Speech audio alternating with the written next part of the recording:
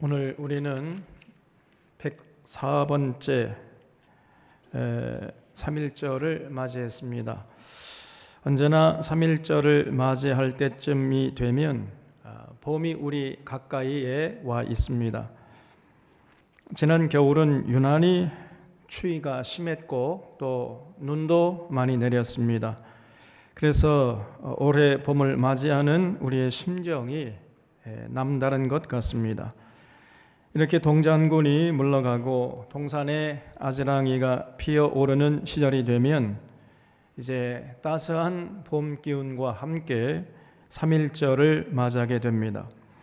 지금부터 104년 전 전국 방방곡곡에서 일제의 그 시퍼런 총칼을 전혀 두려워하지 않고 온 국민이 일어나서 대한독립 만세를 외쳤습니다. 전 국민이 일시에 일어나서 이렇게 비폭력 무저항으로 독립운동을 외친 것은 세계 역사상 전무후무한 일입니다. 그 어느 나라에서도 이러한 운동을 펼치지 못했습니다. 그래서 3.1 운동이 비록 일제의 총칼에 의해서 무참하게 짓밟혔지만은 그러나 이 3.1 만세 운동은 결코 실패하지 않았습니다. 3.1 운동으로 일제의 간담을 서늘케 했고 우리 민족의 기상을 전 세계에 알렸습니다. 그리고 이때부터 본격적으로 이제 독립단체들이 전국 방방곡곡에서 국내와 해외를 막론하고 전 세계에서 이 독립 조직 단체들이 조직되어서 활발하게 활동하기 시작했던 것입니다. 그래서 이 3.1 운동은 우리 민족의 저력이요 자랑입니다. 그러나 역설적으로 이 3.1 운동은 그만큼 우리 민족이 일제에 의해서 혹독하게 고통을 당했다는 것을 말해줍니다. 일제의 식민지로 전락한 후에 우리 민족은 말로 형용할 수 없는 고통을 당했습니다. 일제는 우리 말을 쓰지 못하게 하고 창씨 계명을 강요했습니다. 단발령을 선포해서 우리 조상들이 대대 소중하게 간직해온 전통을 말살하고 머리를 다 잘라버렸어요. 또한 일제의 수탈로 이 땅의 수많은 민초들이 궁핍한 삶을 살아야만 했습니다. 봄이 되면은 소위 말해서 춘궁기를 맞이하게 되죠. 그래서 먹을 것이 다 떨어지니까 이제 허기진 배를 움켜쥐고 산으로 들러 나가서 나무 껍질을 벗겨서 먹고 살았습니다. 똥구멍이 찢어지게 가난하다는 말이 바로 이때 나온 거예요. 여러분, 똥구멍이 찢어지게 가난하다. 이거는 문자 그대로 현실이었습니다. 나무 껍질을 벗겨 먹다 보니까 그 나무 껍질에 포함된 섬유질이 소화가 되지 않는 거죠. 그대로 그냥 밖으로 나오니까 소화되지 않고 밖으로 나오는 것이 이제 똥구멍을 찢어버린 거예요. 이렇게 굶주리다 못한 우리의 선조들이 고향을 등지고 북으로 올라가서 자리 잡은 곳이 북간도였던 것입니다. 그래서 지금의 중국의 조선족이 바로 이때 올라간 우리 선조들의 후예들이지요. 이들은 일제의 수탈을 견디다 못해서 고향을 등지고 북으로 북간도로 떠났던 것입니다. 현실이 이ram에도 불구하고 일본은 여전히 지금도 우리가 너희들에게 철도를 놓아주고 다리를 놓아주었기 때문에 오늘의 너희가 있는 것이다 이러면서 오히려 자기들 때문에 우리가 살게 되었다고 이렇게 강변을 해요. 그런데 오늘날 이 땅에 많은 사람들이 이런 일본의 주장에 그대로 동조를 해버립니다. 소위 뉴라이트 사람들이 바로 이런 사람들이죠. 이걸 소위 이 사람들은 식민지 사관이라고 부르는데 이들은 일본의 주장과 똑같은 주장을 앵무새처럼 반복하고 있습니다. 이런 토착 왜구들이 지금 이 나라의 정치, 경제, 사회, 문화, 언론, 학계 등 우리 사회의 기득권층으로 견고하게 자리 잡고 있는 것이에요. 참으로 일제에 의해서 고난당하고 희생당하신 우리의 선조들과 독립선열들에게 부끄럽기 그지없는 모습이 아닐 수 없습니다. 아닙니다, 여러분. 일제가 철도를 놓고 다리를 놓은 것은 우리의 번영을 위한 것이 아니고 우리를 수탈하고 약탈하고 강탈하기 위한 것이었습니다. 일제가 남긴 약탈의 상처는 과거에 그치지 않고 오늘까지 여전히 아물지 않고 있어요. 일제가 남긴 고통은 아직도 진행형입니다. 일제에서 벗어나자마자 우리 민족은 남북으로 갈라져서 원수가 되었습니다. 동족들끼리 서로 총칼을 들이대고 서로 죽고 죽이는 끔찍한 전쟁을, 피비리 나는 전쟁을 우리가 치루었습니다. 또 6.25 전쟁 이후에는 이승만 정권의 타락으로 4.19 혁명이 일어났고 그 뒤를 이어서 5.16 군사 쿠데타가 일어났고 그리고 전두환 군사 독재에 이르기까지 참으로 우리는 처절한 고난의 터널을 지나야만 했습니다. 이 모든 고통의 뿌리를 파고 들어가면 일제가 나와요. 일제 그 식민지 시대가 뱀처럼 또아리를 틀고 앉아있음을 발견하게 되는 것입니다. 우리 민족의 근현대사의 고통의 뿌리는 일제 식민지 시대에서 비롯되었다는 사실을 아무도 부인할 수가 없는 것이죠. 오늘 우리는 다시금 3.1절을 맞이하면서 우리가 일제의 식민지로 전락하게 된 원인을 정확하게 파악해서 다시는 이러한 부끄러운 역사를 반복하지 않도록 해야 할 것입니다. 그래서 우리 독립 선열들의 희생에 부끄럽지 않는 나라를 만들어야 돼요. 오늘 봉독한 예레미야 5장의 이 역사적인 배경을 잠시 살펴보면은 이스라엘이 이제 남북으로 갈라져 내려오다가 솔로몬 이후에 이스라엘이 남북으로 갈라졌잖아요. 그러다가 이제 북이스라엘은 이미 아수르의 침략으로 망해버린 후였습니다. 남쪽 유다도 나라가 어지러웠고 국민들은 도탄에 빠져 있었어요. 이런 틈을 파고들어서 당시 중동의 패자였던 이제 바벨론이라는 나라가 침략해 들어왔고 남유다는 바람 앞에 촛불 같은 풍전등화 같은 상황이었습니다. 예레미야가 이런 조국의 현실을 바라보면서 그 원인이 어디 있는지를 아주 정확하게 우리에게 전해주고 있어요. 5장 1절을 보겠습니다. 오늘 본문 말씀 예레미야서 5장 1절에 너희는 예루살렘 거리로 빨리 다니며 그 넓은 거리에서 찾아보고 알라. 너희가 만일 정의를 행하며 진리를 구하는 자를 한 사람이라도 찾으면 내가 이 성읍을 용서하리라. 그들이 여호와께서 살아계심을 두고 맹세할지라도 실상은 거짓 맹세니라 그랬어요. 하나님이 예루살렘 사거리로 나가서 그 넓은 거리에서 사람들이 왕래하는데 그 많은 사람들 중에서 정의를 행하고 진리를 구하는 자 한 사람이라도 있으면은 내가 이 예루살렘 성읍을 그 성읍의 모든 죄를 다 용서해 주겠다. 이렇게 말씀하셨어요.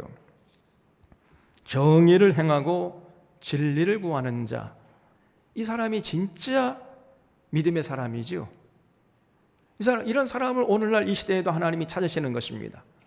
예수 믿는다고 하고 정의 행할 생각도 거의 관심도 없고 진리를 추구하지 않는다면 그 예수 믿는 것 자체가 그건 거짓말이에요. 가짜입니다, 여러분. 진짜 예수 믿는다면은 정의를 행하는 데 관심을 가져야 돼요. 그리고 진리로 무장해서 진리 따라 살려고 하는 모습을 추워도 잃지 말아야 하는 것입니다. 이게 진짜 예수 믿는 거예요.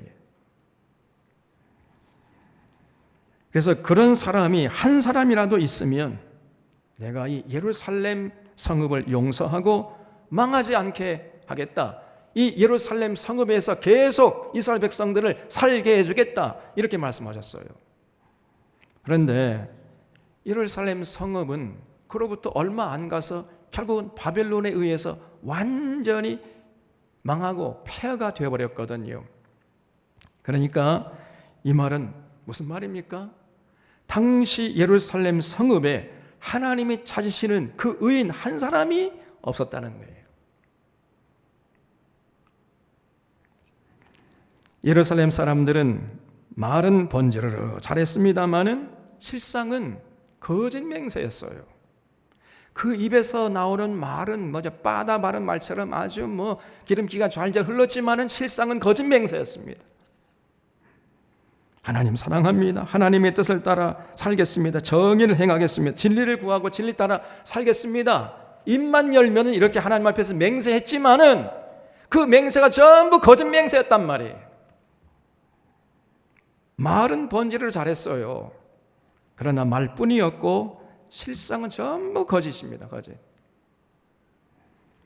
그들의 삶의 현장에서는 결코 정의를 행하지 않았고, 관심도 없었어요. 진리를 구하지 않았습니다. 그저 자기 썩어질 이 한 목숨 위해서 그냥 노심초사하면서 살았던 거예요. 하나님이 아무리 예언자를 보내고 또 보내고 목이 쉬도록 외치면서 내게 돌아와서 나를 사랑하고 내가 너희들이 그토록 원하는 정의를 행하고 진리를 구하는 삶을 살아라, 아무리 외치게 해도 저들은 마이동풍이었어요. 그 참 선지자의 말에 귀를 기울이지 않았습니다. 하나님이 그런 모습을 모를 리가 있겠어요. 그래서 20절 말씀, 5장 20절 말씀을 보면은 너는 이를 야곱 집에 선포하며 유다에 공포하여 이르기를 어리석고 지각이 없으며 눈이 있어도 보지 못하며 귀가 있어도 듣지 못하는 백성이여 이를 들을지어다. 여호와의 말씀이니라. 너희가 나를 두려워하지 아니하느냐? 내 앞에서 떨지 아니하겠느냐? 이렇게 말씀했어요. 그들은 지각이 없었고 눈이 있어도 보지 못했고요, 귀가 있어도 듣지 못하는 눈뜬 장님이었고 사실은 귀머거리였어요. 내가 모래를 두어 바다의 한계를 삼되 그것으로 영원한 한계를 삼고 지나치지 못하게 했으므로 파도가 거세게 이나 그것을 이기지 못하며 뛰노나 그것을 넘지 못하느니라 그랬죠. 여러분, 하나님이 지으신 모든 피조물들은요 철저하게 하나님의 명령에 순종합니다. 그렇게 파도가 거세게 일어도 하나님께서 정해놓으신 한계를 절대로 넘지 않고 절대로 넘지 못해요. 바닷가에 가보세요. 여러분, 아무리 집채만한 파도가 몰려온다 할지라도 바닷가에 모래턱을 넘지 못하잖아요. 이런 모습은 하나님이 창조하신 모든 피조물에게서 공통적으로 발견됩니다. 그 어떤 피조물도 하나님의 창조 질서를 깨트리지 않고 그 안에서 순종하면서 순응하면서 살아가요. 오직 인간만이 예외입니다. 오직 인간만이 하나님의 명령을 경홀히 여기고 하나님의 정하신 창조 질서를 파괴하는 짓을 서슴없이 저지르는 거예요, 이게. 그래서 하나님의 가장 큰 근심거리요, 하나님의 골칫거리가 바로 인간이에요, 인간. 특히 이스라엘 백성들은 하나님의 특별한 사랑을 받았음에도 불구하고 그러면 더욱더 앞장서서 하나님의 정의를 행하고 진리를 추구하는 삶을 통해서 하나님께 영광을 돌렸어야 함에도 불구하고 그들은 전혀 그런 삶에 관심이 없었던 겁니다. 그래서 26절에 내 백성 가운데 악인이 있어서 새 사냥꾼이 매복함같이 지키며 덫을 놓아 사람을 잡으며 세장의 새들이 가득함같이 너희 집에 속임이 가득하도다. 그러므로 너희가 번창하고 거부가 되어 살찌고 윤택하며 또 행위가 심히 악하여 자기 이익을 얻으려고 송사 곧 고아의 송사를 공정하게 하지 아니하며 빈민의 재판을 공정하게 판결하지 아니하니 내가 이 일들에 대하여 벌하지 않겠으며 내 마음이 이 같은 나라에 보복하지 않겠느냐. 여호와의 말씀이니라 그랬어요. 여호와 하나님께서 이스라엘 백성들에게 하신 명령 중에 여러분 가장 근본이요 핵심이요 가장 본질이 뭡니까? 하나님의 모든 명령을 요약하고 축약하면은 그게 뭐지요? 사랑하라, 사랑하면서 살아라, 더불어 살아라, 그게 아닙니까? 너 혼자만 잘 먹고 잘 살려고 하지 말고 나도 잘 먹고 잘 살아야 되겠지만 너도 그렇고 그도 그렇고 그것들도 그렇고 우리 모두가 함께 더불어 잘 먹고 잘 사는 이런 세상이 되도록 너희들이 헌신해라. 이게 하나님의 모든 명령의 핵심 아닙니까? 이것은 예나 지금이나 변치 않은 하나님의 요구요, 하나님의 기대예요. 이런 하나님의 기대에 부응하려면 여러분 가장 중요한 것이 뭐겠어요? 그는 그 사회가 공정하고 투명해야 한다는 사실이에요. 누구나 올바르게 정직하게 성실하게 땀 흘려 살아가는 사람들은 그 땀의 대가를 누리면서 살 수 있어야 됩니다. 그래서 사람들이 참 그 사회에서 성공해가지고 참 돈을 많이 모은 이 부자들을 보면은 야, 저 사람은 평소에 정말 정직하게 성실하게 살았어. 그러니까 저렇게 부자가 된 거야. 이런 평가를 받는 사회가 돼야 돼요. 부자는 정직함과 성실함의 대명사가 되고 주변 사람들에게 존경과 사랑의 대상이 되어야 하는 것입니다. 근데 이렇게 되려면은 그 사회가 반드시 공정하고 투명해야 돼요. 이것이 전제되어야 하는 것입니다. 그래서 우리 하나님께서 끊임없이 정의와 공의를 강물처럼 흐르게 하라고 이렇게 요구했던 것이에요. 그러나 당시 남유다는 전혀 그렇지 못했습니다. 부자들은 비록 번창하고 거부가 되어 살찌고 기름기가 좔좔 흘렀지만은 그러나 그들은 부정한 방법으로 부를 쌓았어요. 그래서 주변 사람들에게 인정받지 못했습니다. 부자들이 오히려 증오의 대상이었다니까요. 사냥꾼이 덫을 놓아 새를 잡듯이 그들은 거짓과 술수와 속임수로 이웃들의 재산을 갈취하고 약탈해 갔습니다. 당시 부자들은 재판관들과 결탁해서 그들은 아무리 잘못해도 어떤 죗값을 치르지 않았어요. 재판관들이 부자들에게서 뇌물을 받아 먹고 부자들의 갈취하고 약탈한 죄를 전부 무죄라고 다 판결해 버렸기 때문이에요. 그러니까 아무리 잘못을 해도 그 부자들은요 취해법권이에요. 법을 초월한 존재로 살았던 것입니다. 그들에게는 법이 해당되지 않았어요. 반대로 재판관들은 고아나 가난한 사람들의 억울한 송사는 무시했습니다. 다시 말해서 재판이 공정하지 않았던 거예요. 지금 이것을 하나님께서 예레미야 입을 통해서 선포하셨던 것입니다. 그래서 당시 이 부자들의 행위가 심히 악했던 거예요. 그들은 자기들의 이익을 지키기 위해서 송사를 남발했습니다. 이미 재판관들을 뇌물 줘가지고 다 매수해냈기 때문에 그래서 자기들 우호적인 편으로 만들어 놓았기 때문에 마음 놓고 거짓과 술수와 속임수를 써서 자기 배를 불리게 혈안이 되어 있었던 거예요. 그들은 그저 나 혼자만 잘 먹고 잘 살면은 이웃들은 죽든지 말든지 나라가 망하든지 말든지 전혀 상관없다는 식으로 이렇게 살았어요.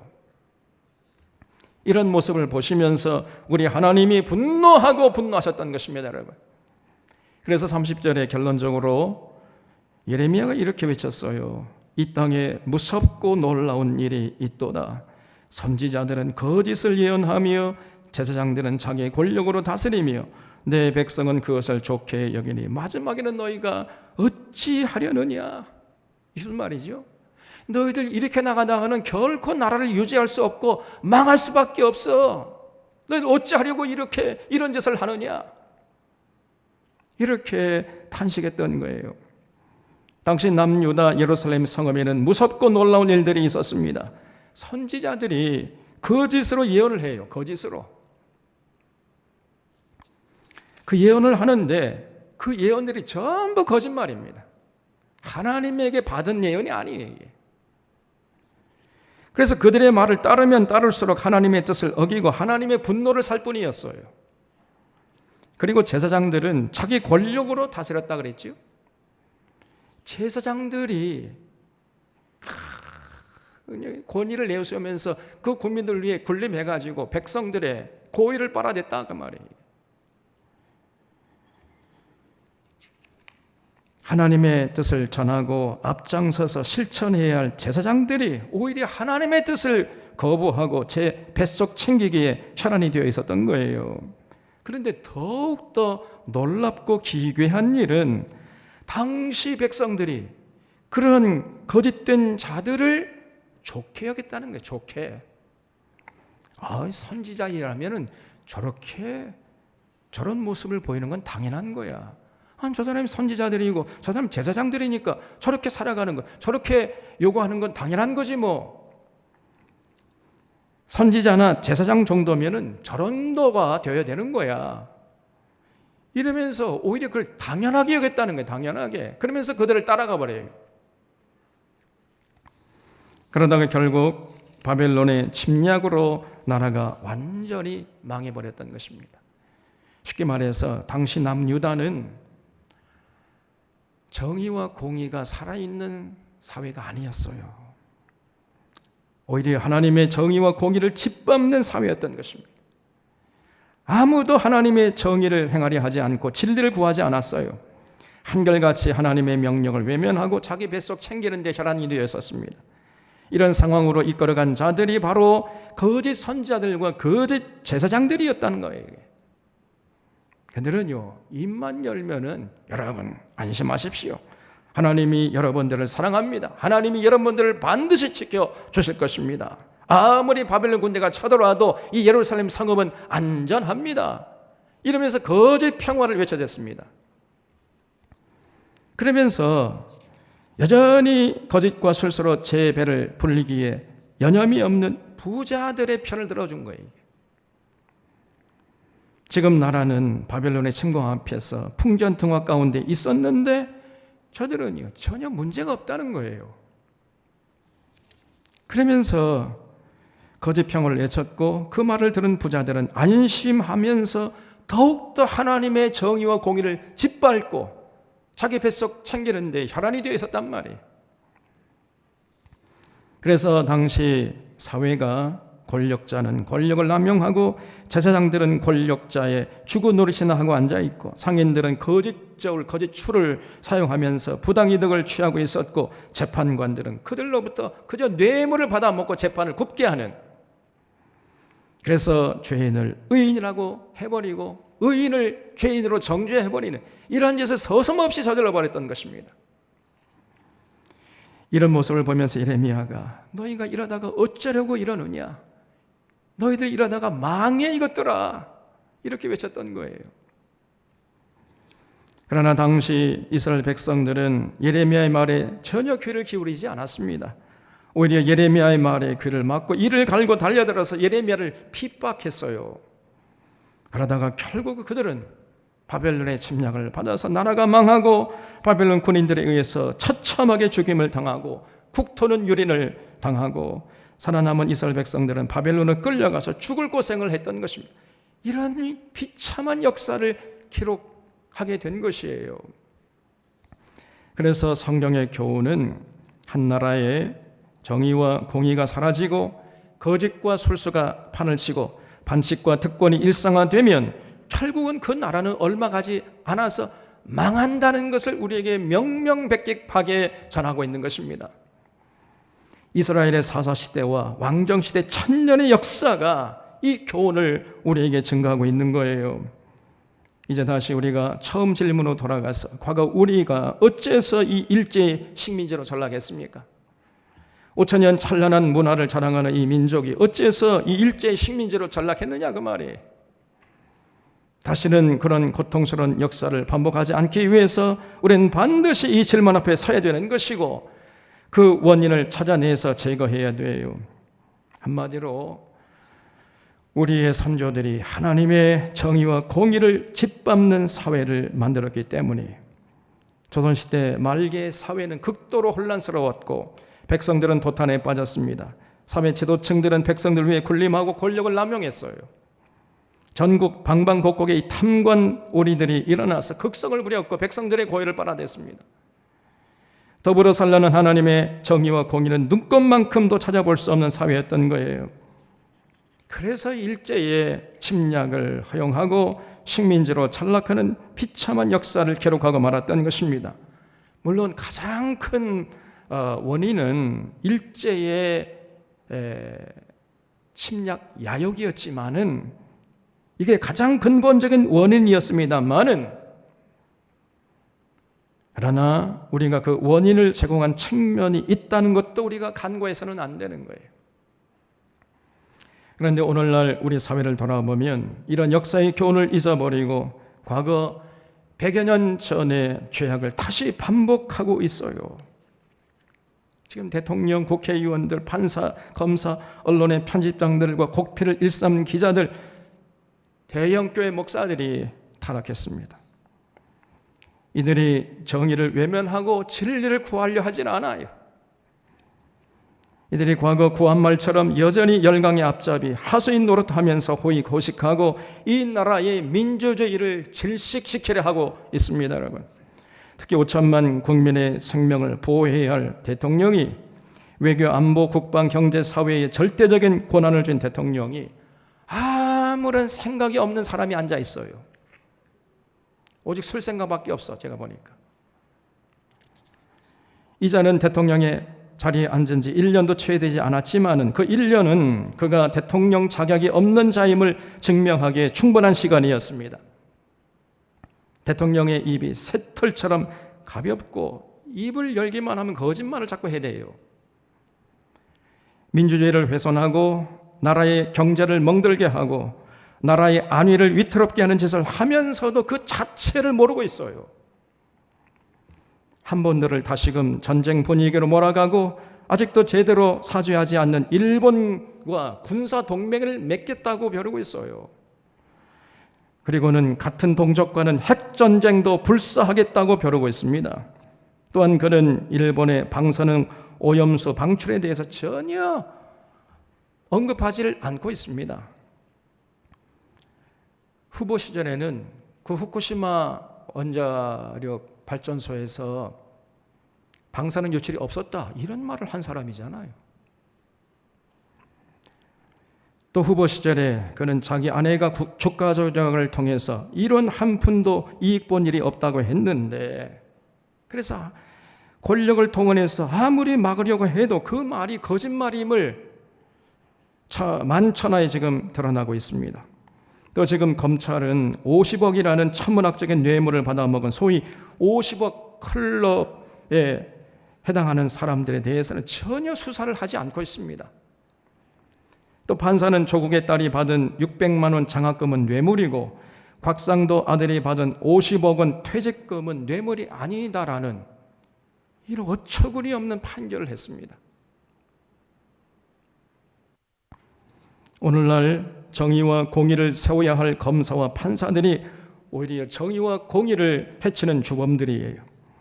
오늘날 대한민국에는 나라의 근간을 갉아먹는 이 간신배들과 역적들이 들끓고 있고 반칙과 특권이 장군고를 하고 있습니다. 여러분, 나라가 이렇게 가다가는 나라를 유지할 수가 없고 결국은 망할 수밖에 없는 거예요. 이게 하나님이 예레미야를 통해 들려주신 것처럼 너희가 마지막에는 어쩌려고 이러고 있느냐, 이런 음성을 우리가 같이 들어야 하는 것입니다. 그럼에도 불구하고 오늘날 교회도 하나님의 정의와 공의를 강물처럼 흐르게 할 생각이 없고 거기에 전혀 관심이 없어요. 오히려 불의한 사회를 만들어가는데 우리 한국 교회가 일조하고 있는 실정입니다. 일부이긴 합니다만은 목사들이 이게 하나님의 선지자가 아니고 이게 바알 선자 역할을 자처하고 있어요. 더불어 살라는 하나님의 명령을 정면으로 거스르는 행위를 서슴지 않고 있는데 그런 사람일수록 사람들에게 인기가 있단 말이에요. 이게.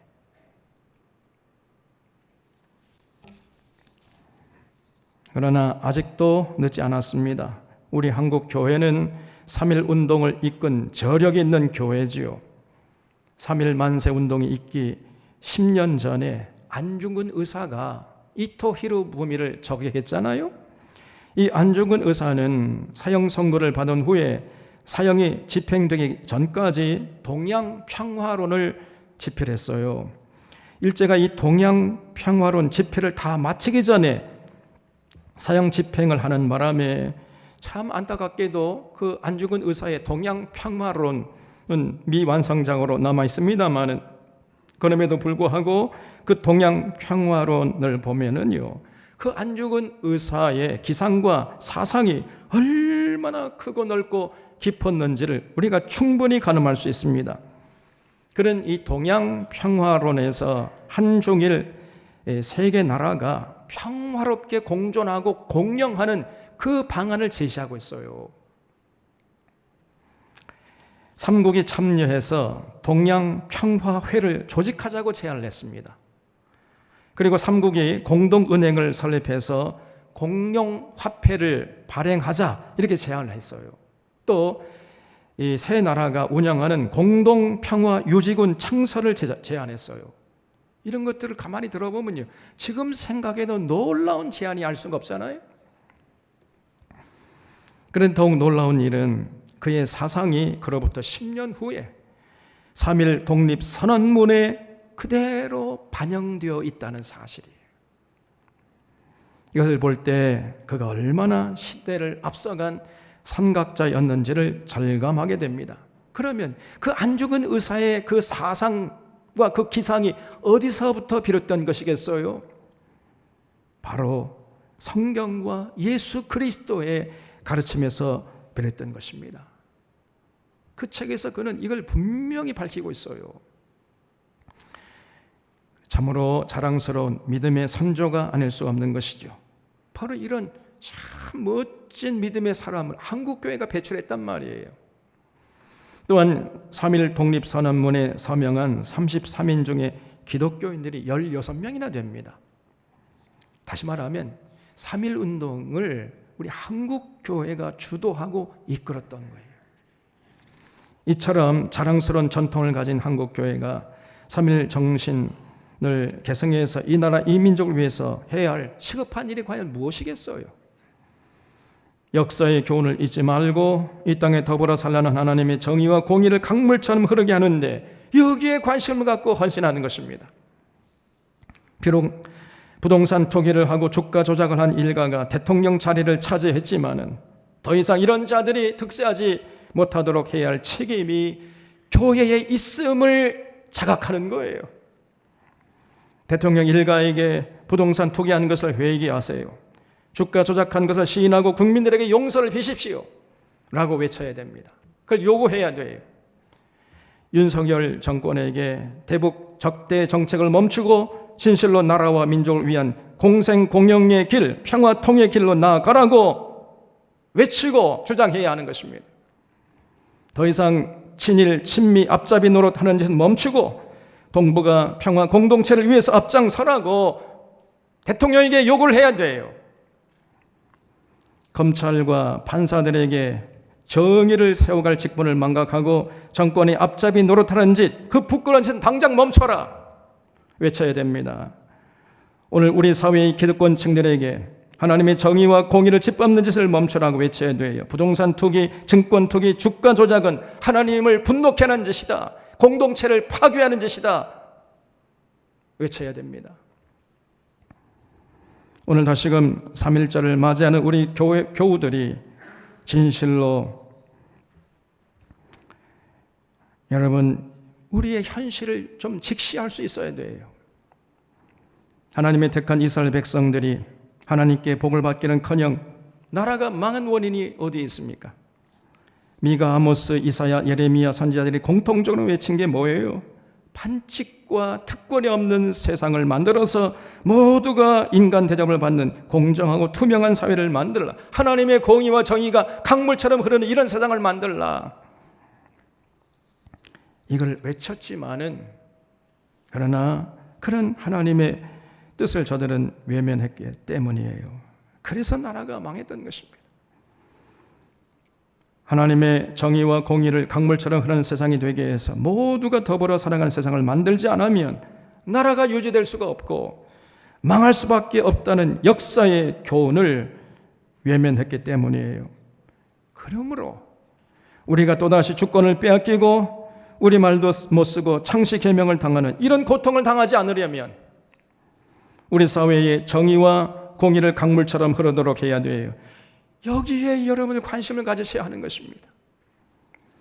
우리의 사랑스러운 후손들이 똥구멍이 찢어지도록 가난한 삶을 다시 반복하지 않으려면 공정한 사회, 정의로운 사회를 이루어야 돼요. 우리 자녀들이 굶주림에 지쳐서 고향 땅을 등지고 북간도로 힘겨운 발걸음을 옮기지 않으려면 우리가 혼신의 힘을 다해서 지금 여기에서 하나님의 정의와 공의가 강물처럼 흐르는 나라를 만드는데 거기에 관심을 갖고 앞장서야 하는 것입니다, 여러분. 또다시 6.25 같은 동족 상잔의 끔찍한 전쟁을 당하지 않으려면 권력자가 권력을 남용하지 못하도록 하는 이 투명한 사회를 만드는데 우리가 함께 힘을 모아야 돼요. 검찰이 공정성을 잃고 권력의 하수인으로 전락하지 않도록 눈에 불을 켜고 검찰과 사법부가 건강하게 작동되도록 검찰개혁, 사법개혁을 반드시 이뤄가야 됩니다. 이것이 하나님의 뜻이고 여기에 교회가 관심을 가져야 돼요. 하나님의 정의와 공의를 강물처럼 흐르게 하는 일이야말로 오늘 이 시대에 교회가 감당해야 할 사명이고 이것이 하나님의 미션이요, 이것이 바로 오늘의 3.1 운동임을 잊지 말아야 하는 것입니다. 기도하겠습니다. 고마우신 하나님 아버지, 다시금 3.1절을 맞이하면서 일제의 고통에서 벗어나게 하신 하나님의 은혜에 감사를 드리옵나이다. 하나님의 정의와 공의를 짓밟을 때에는 반드시 나라가 망한다는 교훈을 우리가 함께 공유할 수 있도록 도와 주시옵소서. 하나님의 정의와 공의가 강물처럼 흐르는 나라를 위해서 헌신하는 것이야말로 오늘 교회가 감당해야 할 사명이요 미션이요 오늘의 독립운동임을 잊지 않고 여기에 헌신하는 우리 모두가 되게 하여 주시옵소서. 그래서 독립선열들에게 부끄럽지 않는 나라를 세워서 하나님께 영광을 돌리게 주시옵기를 예수 그리스도의 이름으로 기도하옵나이다. 아멘.